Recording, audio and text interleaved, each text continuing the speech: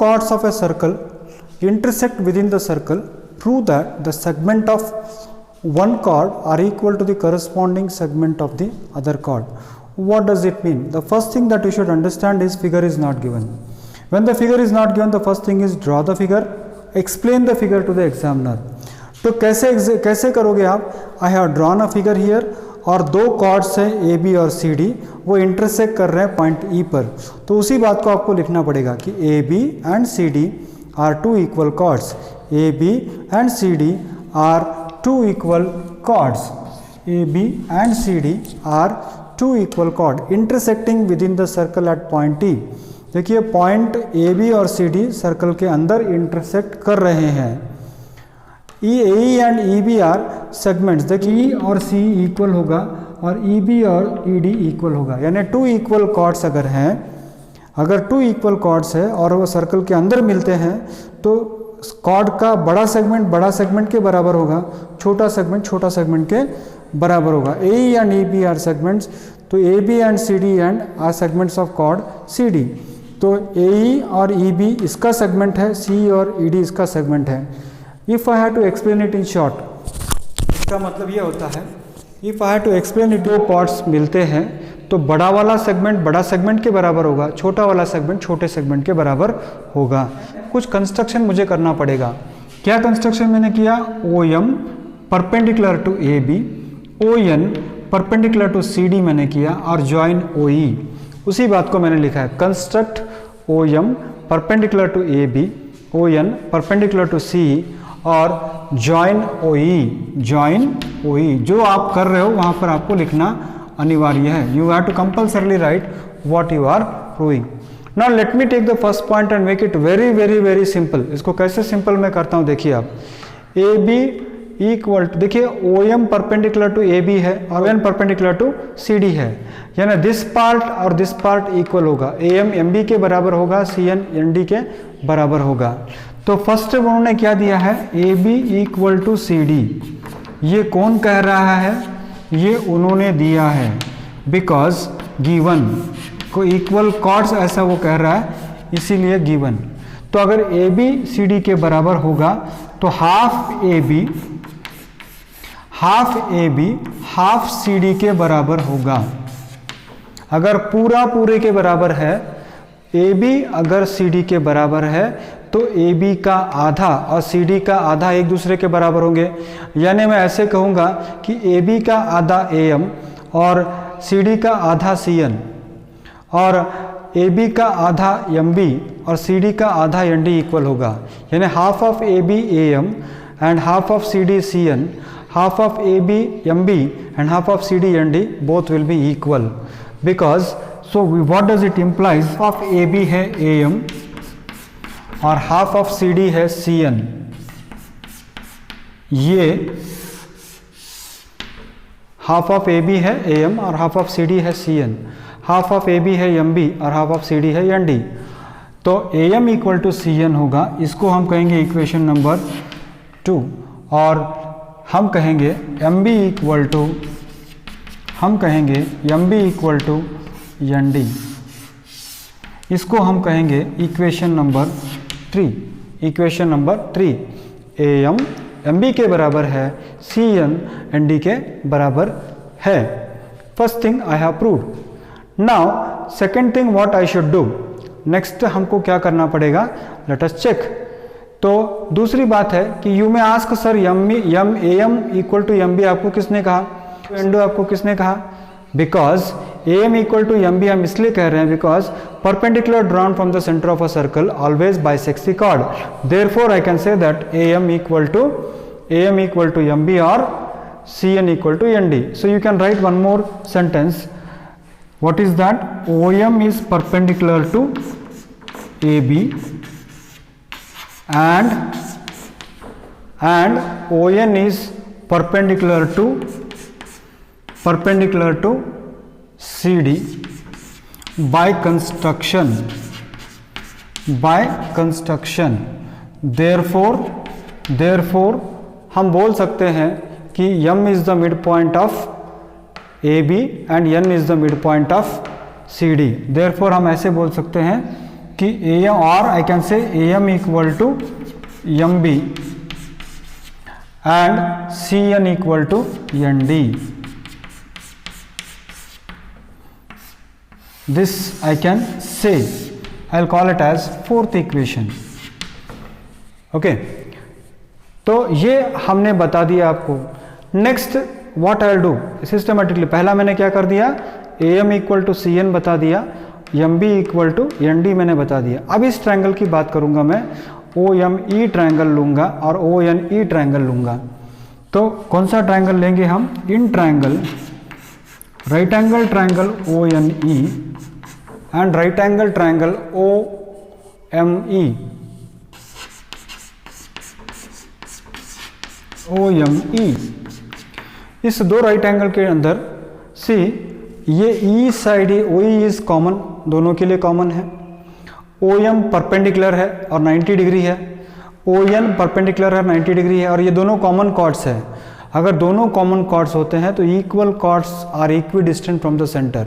हमेशा अगर कॉर्ड्स की लंबाई सेम होती है तो सेंटर से उनकी दूरी क्या होती है, सेम होती है. तो what I can say here is O M equal to O N. इस ट्रायंगल के अंदर O M equal to O N, O M equal to O N. This I will call it as say equation A. Equal chords are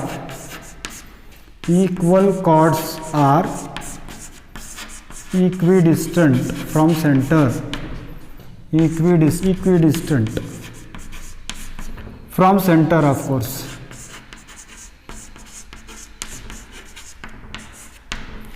Next OE equal to OE. क्यों ऐसा है, because common side, because common side. OE equal to OE, तो OM equal to ON, OE is common side और angle OME और angle ONE 90 degree है. तो angle OME equal to angle ONE equal to 90 degree. So this I'll call it as equation C. This I'll call it as equation number C. Now what I have proved is triangle OME and triangle ONE are congruent by RHS congruency rule, यानी right angle, hypotenuse और side equal है. तो what I can say here, triangle OME is congruent to triangle ONE by RHS congruency rule, by RHS congruency rule. So what happened here is they are congruent. Now if they are congruent then I can say that ये वाली length इसके बराबर है. तो फिर से एक बार देख लीजिए, ये इक्विडिस्टेंट है, ये कॉमन साइड है, ये 90 डिग्री, इसलिए कॉन्ग्रुएंट हो गया. अब ये यमी इसके बराबर है, तो ये कहाँ से आ गया, by C P C T C. तो M E is equal to N E, तो इसको हम कहेंगे by C P C T C, इसको इक्वेशन नंबर डी हम कहेंगे. और ये कहाँ से आया, by C P C T C, कहाँ से आया, by C P C T C. तो अब हमको जो प्रूव करना है, let us see how we can prove. देखिए, we say that A M equal to C N and we say that M B equal to N D. एक बार हम एक काम करेंगे कि इस इक्वेशन को देखिए, equation number 2 plus equation D, equation 2 plus equation D and equation 3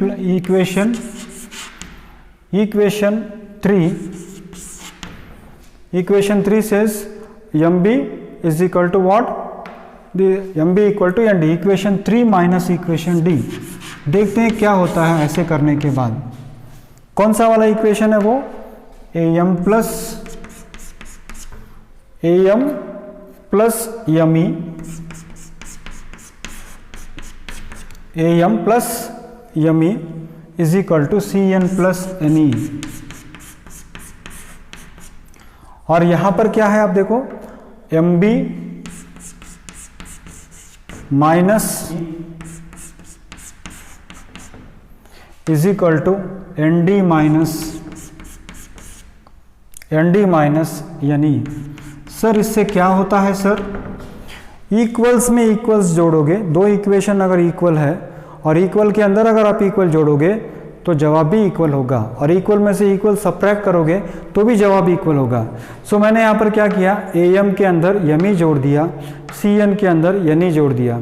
तो एम के अंदर अगर यमी जोड़ दिया तो वो हो जाएगा ए, और सी एन के अंदर अगर यनी जोड़ देंगे तो वो हो जाएगा सी, यानी एम ए इक्वल टू सी, यानी बड़ा वाला सेगमेंट के बराबर है।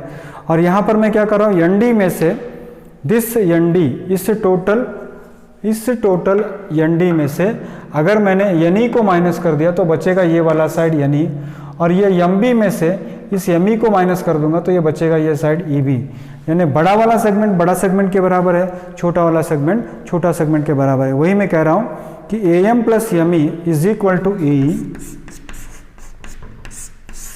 M plus M E is equal to A and C N plus N E is equal to C is equal to C and M B minus M E कर दूँ तो that will be equal to what, E B, और N D minus N E कर दूंगा तो वो हो जाएगा ई डी। यानी हमने क्या प्रूव किया, छोटा वाला सेगमेंट छोटे सेगमेंट के बराबर है, बड़ा वाला सेगमेंट बड़े सेगमेंट के बराबर है। यानी अगर सर्कल के अंदर दो कार्ड्स इंटरसेक्ट कर रहे हैं तो बड़ा वाला सेगमेंट बड़े सेगमेंट के बराबर होगा, छोटा सेगमेंट छोटे सेगमेंट के बराबर होगा।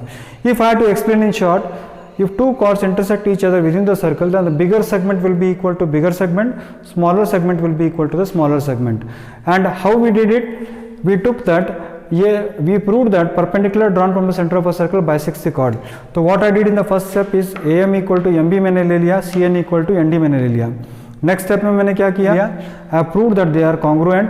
This is right angle, this is right angle, common side, and this is equal chords are equidistant from the center, so these two triangle become congruent. तो ये यमी किसके बराबर हो गया, यनी हो गया।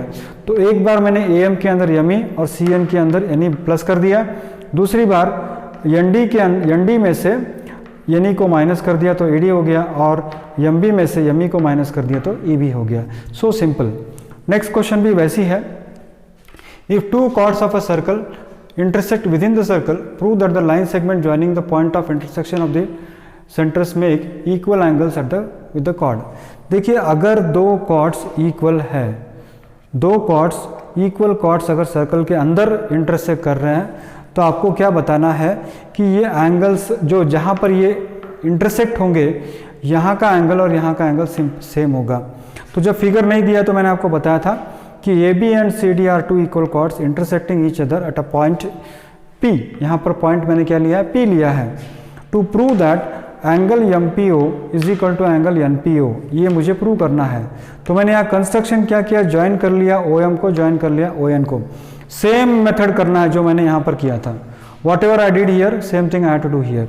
How sir? Very simple. See here I can say that OM equal to ON, I can say that ON equal to OM because equal chords are equidistant from the center, then they are perpendicular to each other, and that's why this is 90 degree, and this side is OP is common to both, that's why they are congruent by RHS. Or right angle of this triangle and right angle of this triangle, common side of this triangle and this perpendicular sides are equal, hence they are congruent. And if they are congruent, then I can say that angle MPO is equal to angle NPO. Okay, angle MPO is equal to angle NPO. Whatever I explained, the same thing I'll have to write here. So what is it? In right angle triangle MPO, in right angle triangle MPO and right angle triangle NPO, MPO और NPO के अंदर क्या हो रहा है थोड़ा देखो आप, OM equal to ON, first equation, because equal chords are equidistant from the center, equal chords are equidistant from center,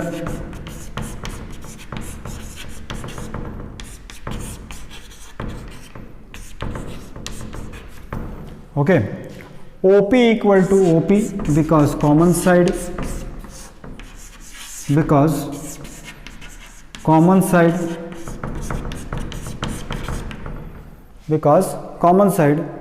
and then angle ONP is equal to angle OMP because they are perpendicular. ONP is equal to angle OMP is equal to 90 degree, and this is by construction.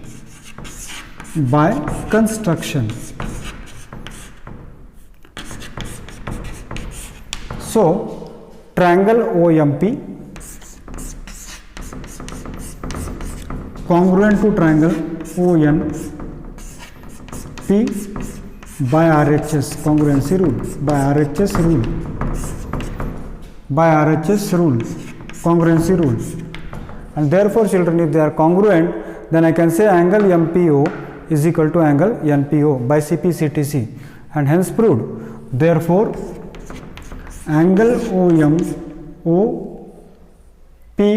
angle OPM, or I can say MPO, this is what I have to prove, MPO is equal to NPO. MPO is equal to angle NPO, hence proved.